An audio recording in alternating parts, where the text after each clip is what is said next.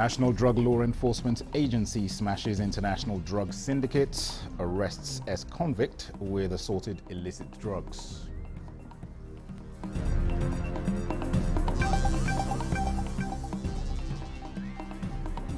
National Defense College strengthens synergy among allied nations through bilateral relations and cultural diplomacy for regional peace and security. Let us recognize that press freedom is not a privilege, but a right. And NUJ honors practitioners at Press Freedom and Good Governance Awards 2024 as NTA's DG bags Good Governance Award for mass mobilization.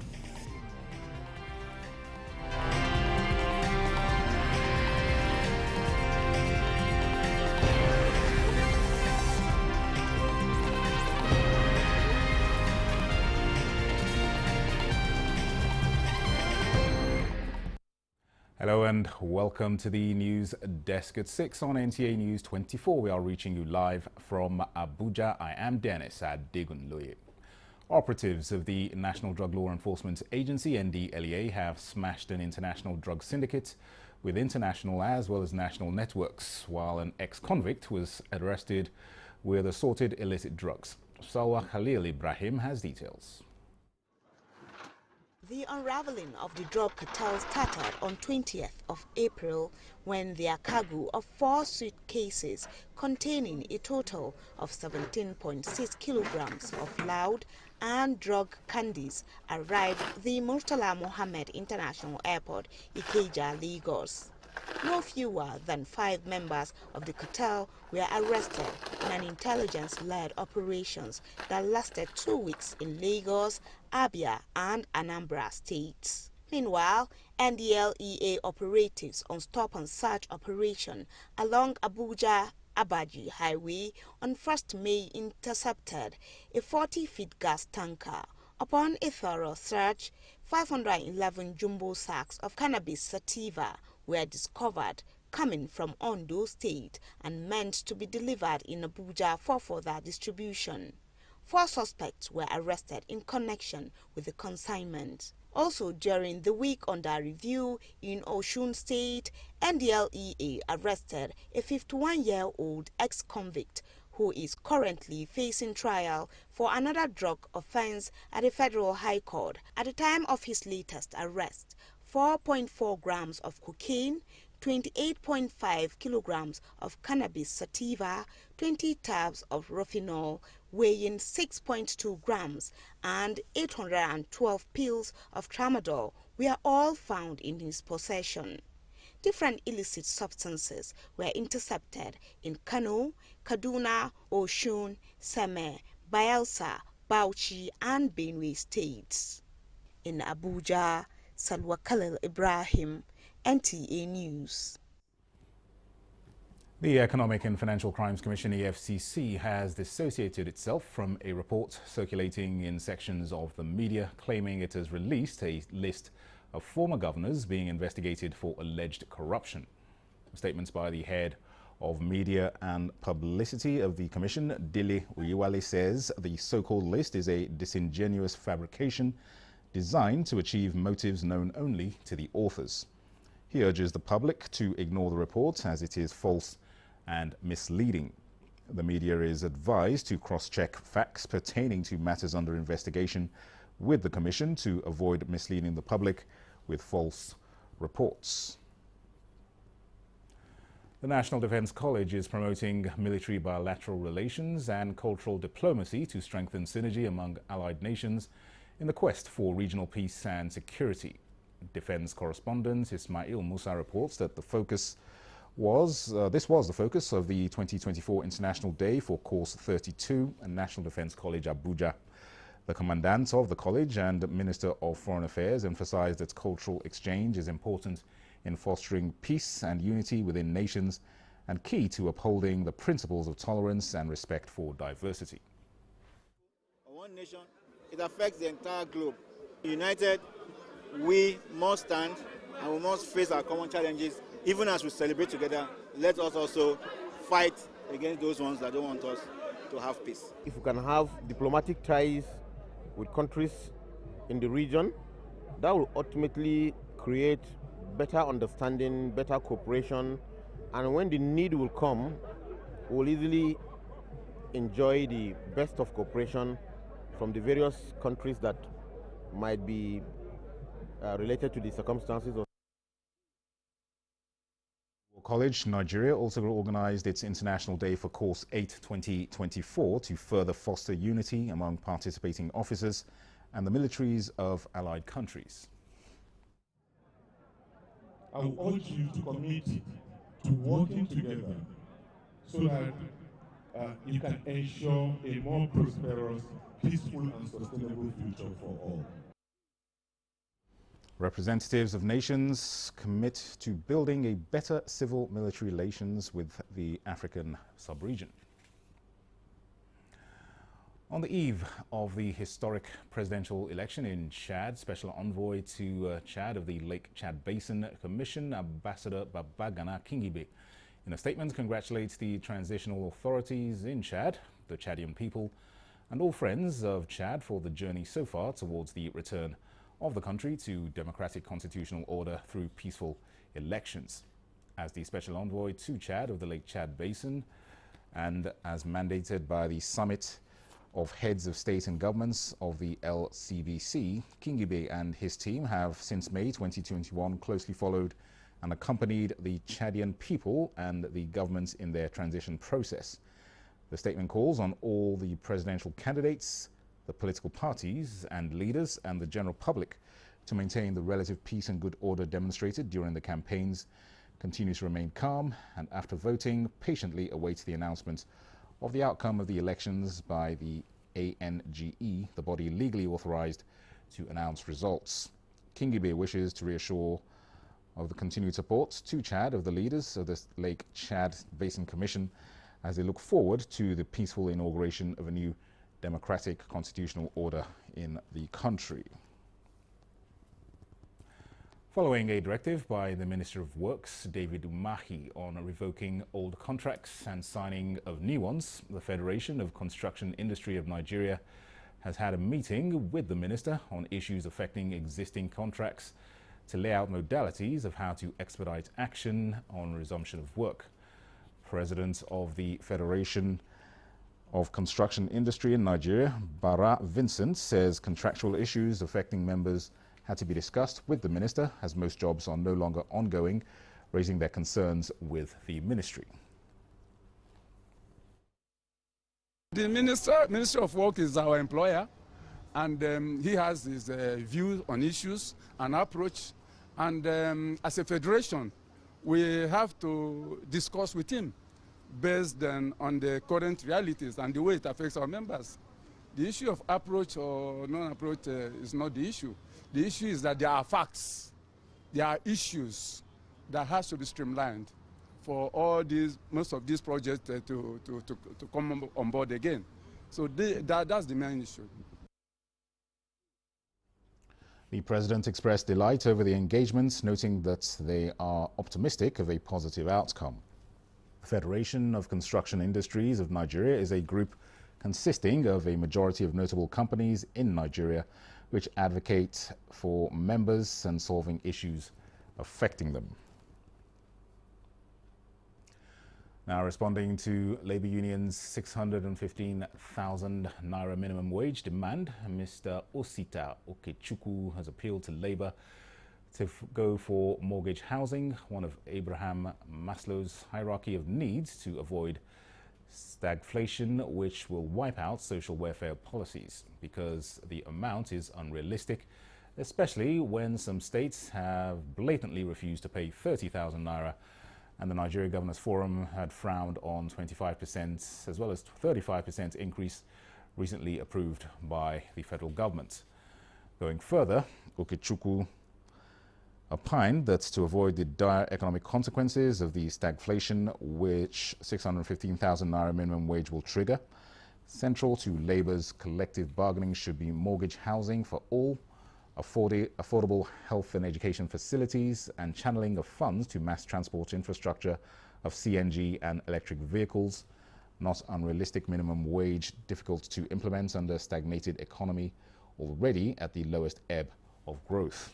The Nigeria Labour Congress had issued a press statement on May the 2nd, endorsed by the President, Joe Ajaero, where they stated how it took them painstaking efforts and wide consultations to arrive at the 615 naira minimum wage, family monthly upkeep as proposed inter alia, housing 40,000 naira, electricity 20,000 naira, and water 10,000 naira.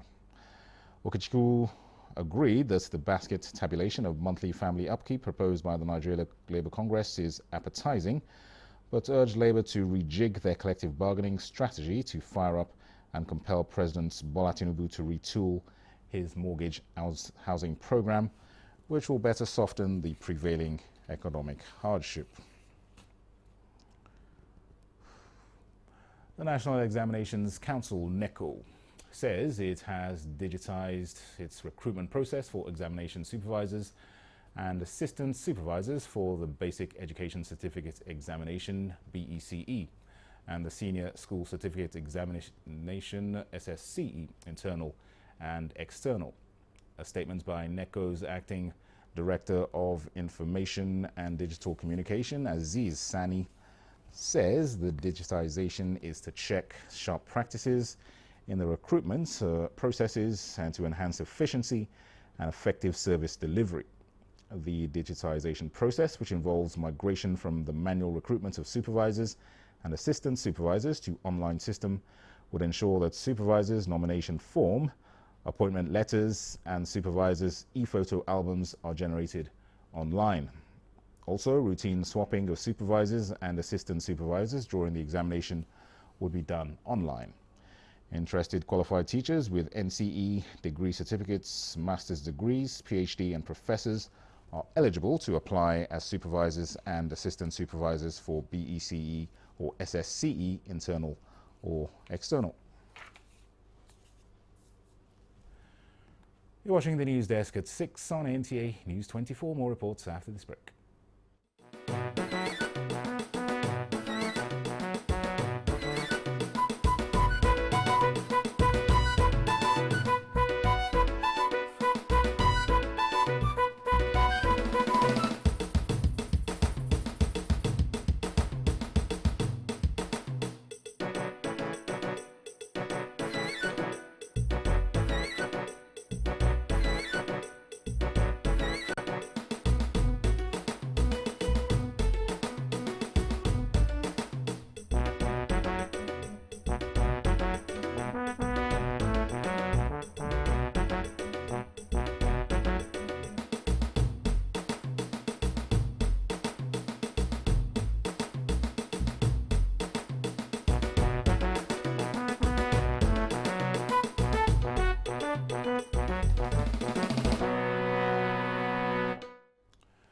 Welcome back. Media should continue to play a crucial role in checking the excesses of those in government to help in exposing corrupt and abuse of power, while helping to prevent authoritarianism and promote adherence to the rule of law, as this was the consensus at the Nigerian Union of Journalists, Press Freedom and Good Governance Awards 2024. Harman Jabani reports that Director General of the NTA, Salihu Abdul Hamid Dembos, was honored with the Good Governance Award for Mass Mobilization. The Nigerian Union of Journalists, Press Freedom and Good Governance Award is aimed not only to celebrate the outstanding achievements of journalists and advocates of press freedom, but also to recognize the vital link between press freedom and good governance in a democratic society. It is in the light of this that speakers reminded participants that the Constitution mandates the media to hold government accountable, operate freely, and be protected because it is crucial for good governance. Nevertheless, media practitioners must operate responsibly by taking adequate steps to report accurate, objective, and balanced news, while the doctrine of fairness is considerably reflected in their reportage. I strongly believe that for a viral, vibrant, and free press to thrive in any nation, including our country, Nigeria, there is the need for an enabling legal environment and efficient judicial system. We all have a role to play in democracy. And democracy must be fought for must be defended.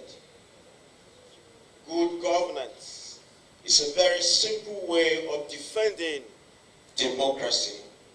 Borno is transitioning from crisis reporting for journalists to stabilization reporting. Journalists have been granted the free space to operate, and even some outstanding journalists have been asked to join government. Let us recognize that press freedom is not a privilege, but a right.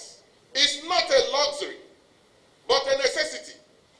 Let us therefore pledge to defend and protect freedoms that we hold dear, for they are the foundation upon which our democracy rests. The event honored media honors political and public office holders who have actively supported press freedom and significantly contributed to the development of Nigeria. Among them is the Director General of the Nigerian Television Authority, Salihu Abdulhamid Dambos, who received the Good Governance Award Mass Mobilization. Pauline Kujevana of NTA Maiduguri Zonal Network Center as Torchbearer of Press Freedom Award, and many other recipients for different categories. Hamman Jabani, NTA News. President Bola Tinubu is committed to a better Nigeria. President of the Senate, Godswill Akpabio, said this at a grand reception in his honor, organized by stakeholders of Ikot Ekwene Senatorial District of Akwa Ibom State. Clement Barakui reports. Organized by stakeholders of Akwa Ibom Northwest Senatorial District, this grand reception is in honor of the Senate President, Godswill Akpabio. Among dignitaries to convey their felicitations is Akwa Ibom State Governor Umoino, who assures of his administration's determination to support all Akwa Ibom sons and daughters who are doing well in different spheres of human endeavor, irrespective of party affiliations. Your Excellency, never again will Akwa Ibom be divided. Never again will Akwa Ibom bring down their sons and their daughters. Never again will Akwa Ibom stand on the wheel of progress of our people.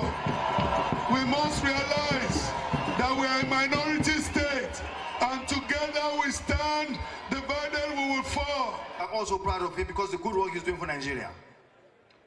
I'm very, very glad for the declaration that was made by you people a while ago, that he should return to the Senate unopposed. That is a very, very good gesture. Overwhelmed by the massive show of love, the Senate President Godswill Akpabio, while describing Governor Umoino as a unifier and an apostle of peace, reassures that the National Assembly will continue to stand by him to ensure the success of his administration. You send me to go for duties on your behalf.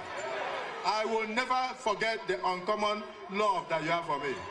As you have loved me, I also love you. I love you, and God will continue to love you. There was the conferment of Exemplary Leadership Award on the Senate President and the Governor by the people of Akwa Ibom Northwest Senatorial District. Clement Barikui, NTA News. The Tafridan Nupe Ambassador Yahaya Danjuma Ndagi Farouk has congratulated the Emir of Badi Abubakar Umar bin Suleiman on his 18th anniversary on the throne, and the occasion equally brought the convergence of badminton players, lovers of badminton and various stakeholders of the game to the ancient city of Gashua, Yobe State, in a Royal Classic badminton tournament organized to celebrate with May Bade, who is also rated not only as a veteran badminton player, but equally ardent supporter of the game in Nigeria. Among other personalities, Emir Badi supports equally has taken Nigeria to the first ranking in Africa and also competes with Asia and Europe in badminton games that led to the growth and development of not only Africa but at the grassroots, which afforded teeming Nigerian youths the opportunity to compete both at home and abroad. A non-governmental organization under the auspices of Development Initiative of West Africa, DIWA, says to achieve gender equality between men and women, as advocated by Islam, all forms of violence against women must be eradicated. This formed part of resolutions reached by participants at the end of a 5-day workshop on empowering Islamic religious and community leaders towards addressing gender-based violence. Husseina Musa reports. Development Initiative of West Africa, DIWA, is a non-profit organization established to assist in the reduction of inequality in the distribution of resources, peace building, and the enhancement of opportunities to disadvantaged and vulnerable communities. To therefore deliver on its mandate, the organization drew participants from various civil society organizations, security outfits, including representatives of 2 local government areas in Niger State, Chanchaga and Kontagora, to effectively address issues of gender-based violence and its attendant consequences from Islamic perspectives. We want to achieve combating girls-child violence and confinement of women at home, which is not Islamically enshrined in our own book as Muslims. And then as Muslims, we are here to serve the globe. We're not here to serve just the Muslims. We're here to serve even the non-Muslims. We have learned a lot here, things that we didn't even know that we need, like bringing culture into religion. Some people take it to be completely haram. There are things that Allah allowed.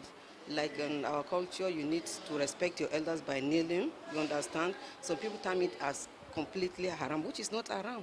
The 5-day engagement, which emphasized the role of religious and community leaders as gatekeepers, was concurrently held across Niger, Kwara, Kogi, and Benue states. In Minna, Husseina Musa, NTA News. The saying that thousands have lived without love, not one without water, connotes the important role of the element in human existence. Despite its numerous uses, it still claims lives when safety standards are not followed. It is in view of this that a lifeguard refresher training was held to acquaint participants with international best practices and techniques. Olajide Bello reports. Nigeria in recent times has experienced cases where both the young and old have drowned and lifeguards could not perform any form of life-saving activity or cardiopulmonary resuscitation, CPR. Both at home and traveling, safety, according to experts, is germane, and that is why this gathering is championing the cause. Isaac Onoja is a lifeguard instructor. But ultimately, drowning awareness and water safety must be taught to people who come around water.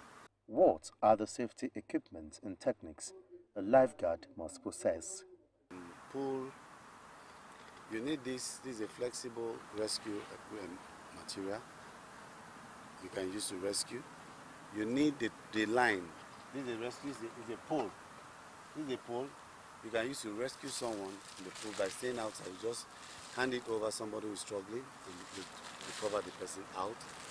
You need to have a life buoy. It's called a life buoy. To curb incidents of drowning in swimming pools, what role can the government play? Safety Department, the Federal Ministry of Health should take this very seriously. Go and check these swimming pools, check those who have commercial pools, and are they following health and safety standards? If not, we'll keep losing Nigerians. He also spoke against the load and go syndrome of drowned victims and those with heart attack. We do not allow you to move anybody in a cardiac arrest or somebody who has drowned to the hospital. If you move them, you actually aided their death. You need to perform on site. What people do in Nigeria is load and go. Cardiopulmonary resuscitation, CPR, according to Isaac, should be learnt by all and sundry as a first aid administered to save lives. Olajide Bello, NTA News. You're watching the news desk at 6 on NTA News24. Here is a look at our major stories.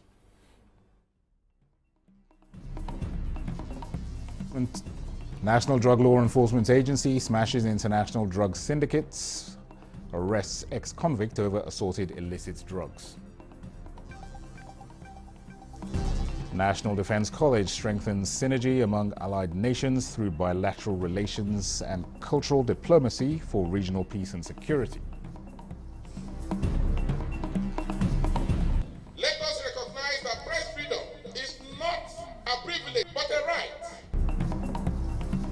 NUJ honors practitioners at Press Freedom and Good Governance Awards 2024 as NTA's DG bags Good Governance Awards for mass mobilization.